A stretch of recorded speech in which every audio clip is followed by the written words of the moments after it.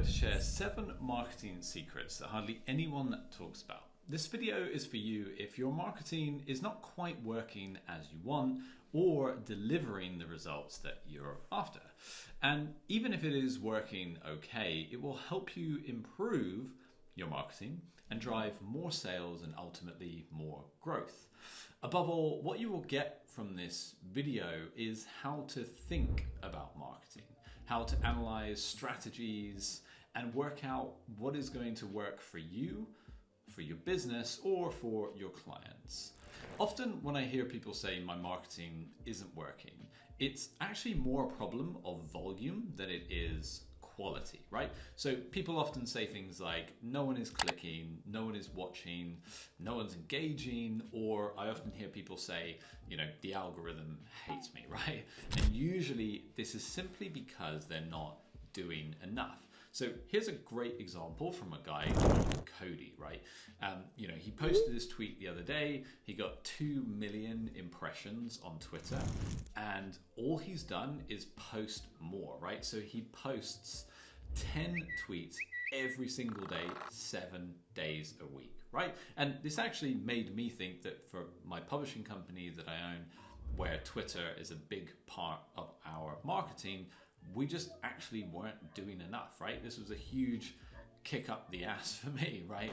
And this post from Cody really highlights the benefit of doing more, right? Just doing way more volume than anybody else is doing. And really, again, when we think about marketing, it's often, a lot of companies outsource marketing. They see marketing as this kind of afterthought, but it really should be observed as another business function, right? Just like any department within a business, whether it's sales department, whether it's the HR, the legal department, whatever it is its own department and its own function, right? And I think a lot of my success with the companies I've owned has always been because I've put marketing first, right? I look at everything through a marketing lens. So someone might come to me with a great business idea and I say, yeah, that's a great idea, but how are you going to get customers, right? I'm always thinking about how do we get customers first, because you can have the best idea, most wonderful service, but if no one knows about it, no one's going to buy it.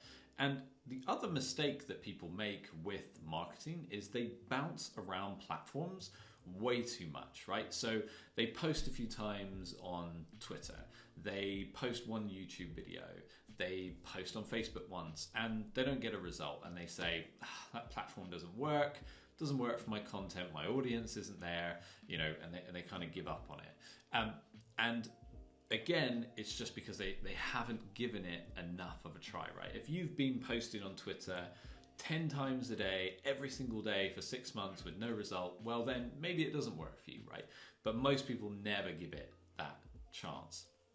And so what you have to find is something that I call the minimum effective dose, right? So if you think about a curve, we have a nice curve, you want to put enough volume that you can figure out the point at which you start to get a return from your marketing. And then once you figure that out, you will hit this sweet spot where you'll say, okay, if I put out 5 tweets every single day, we get the volume of leads that we want, right? And if you do this for long enough, you'll then eventually get diminishing returns where you might start posting 20 times a day on Twitter, but it doesn't get you any more leads. For most businesses, they rarely get past that sweet spot, right? You have to be spending a huge amount of money, investing a huge amount of time to start getting, to start ending up in the area of diminishing returns. It's pretty unlikely.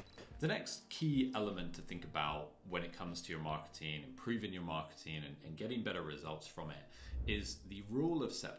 And this dictates that people need to have around about 7 interactions with you before they're going to trust you. So that's either, they've received an email from you, they've spoken to you on the phone, they've seen your YouTube content, they've seen something you posted on Twitter, on Instagram, whatever it is.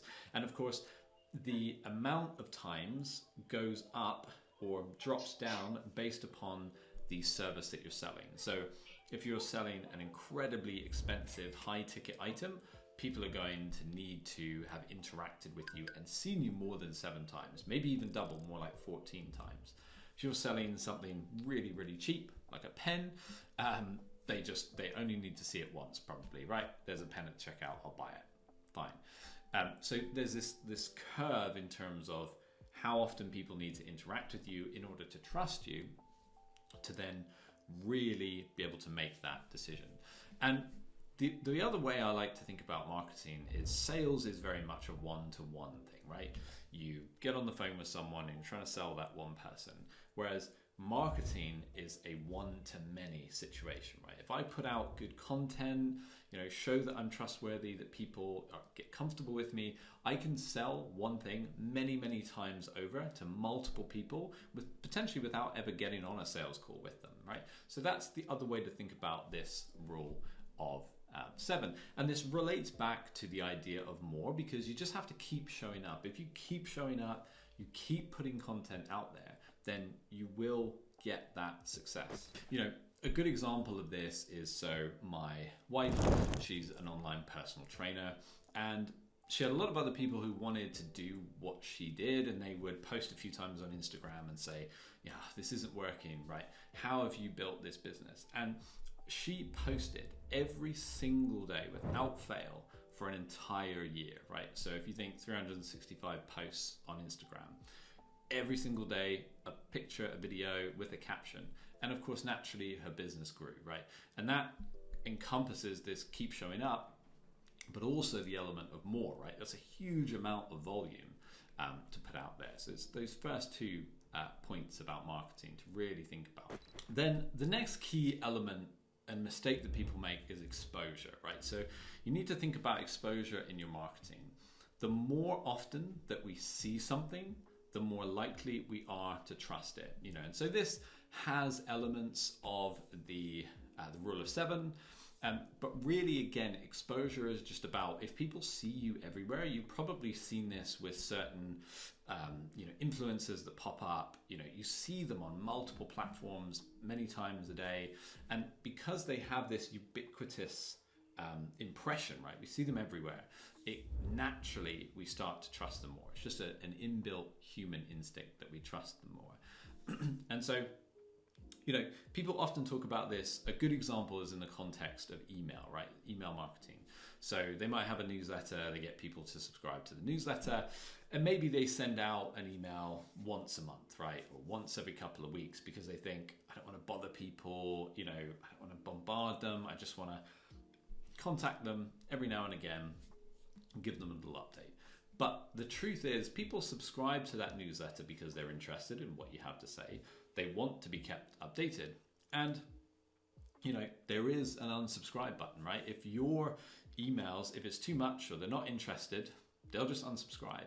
And in all honesty, you'd rather they did. You want your core community there that, open every email, that respond. If you put a poll in your email, they're engaging with you, because that's better, of course, for your open rates. But more than anything is, again, you're noticing the theme here, right? It goes back to this idea of more. And this is a lever that I'm pulling in my publishing business right now. We wanted to get more leads, and we were doing a number of different things: Google ads, Twitter ads, posting on Twitter, email, things like that. And actually, what's been making the difference for us is just more email and more on Twitter, right? We're just up the volume so much more. And with the email, the caveat to that, of course, is you really have to think about that it's providing value. Of course, if you're just spamming out updates about your business, that, again, this goes back to what's in it for them. Think about what's in it for them.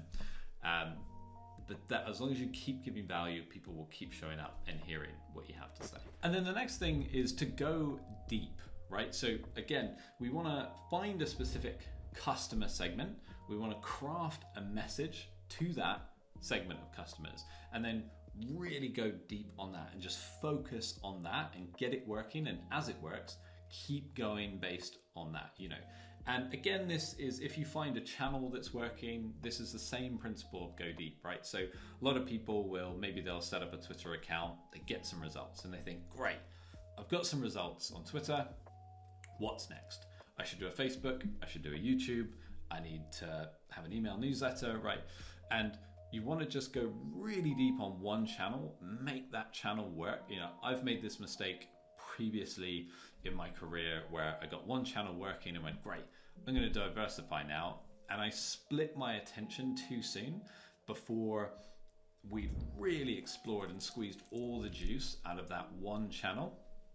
And looking back, there were times when there was a lot more opportunity. We could have gone much deeper on that channel and squeezed, way more from it. The next thing to think about if your marketing isn't working as you want it to, if you're not getting the results, is focusing on your ideal customer avatar, right?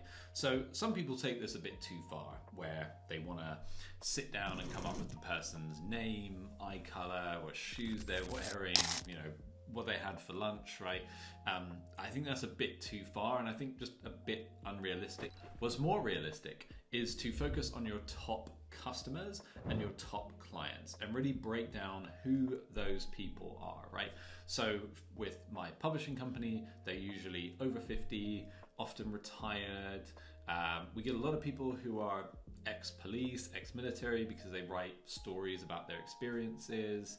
So we have a very clear idea of who those people are, the stories they want to tell, so we know a lot about them, and that gives us a good idea of how to craft our message, right?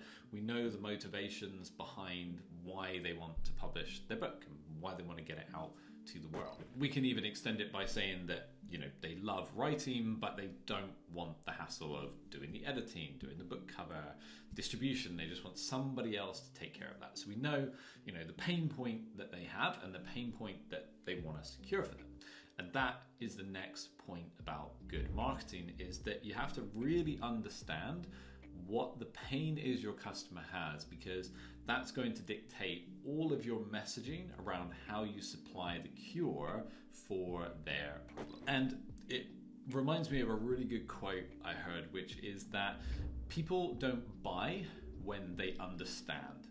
They buy when they feel understood, right? So when they feel like the company that they're working with, the company they're about to buy from, actually understand them and their specific problems, is when they're more likely to work with that company. And then the final element, so number 7, to improve your marketing, is to think about benefits over features. And you've probably heard this a range of different times, but I see this mistake made constantly, and I think people get this wrong because it's not that clear. So there is an old saying that says, sell the sizzle, not the steak, which I actually think is a bit of a bad analogy for this. A better analogy is sell the holiday on the beach, right? Sell the amazing beach, but not the 12-hour plane ride to get there, right? So when you're thinking about the result, people want that end result. They want to be on the beach, where it's sunny, mojito in hand. They are less interested in that 12-hour flight, right, to get there. So you want to focus on the outcome, right? If you were selling weight loss services, you focus on the losing weight, looking better, feeling better.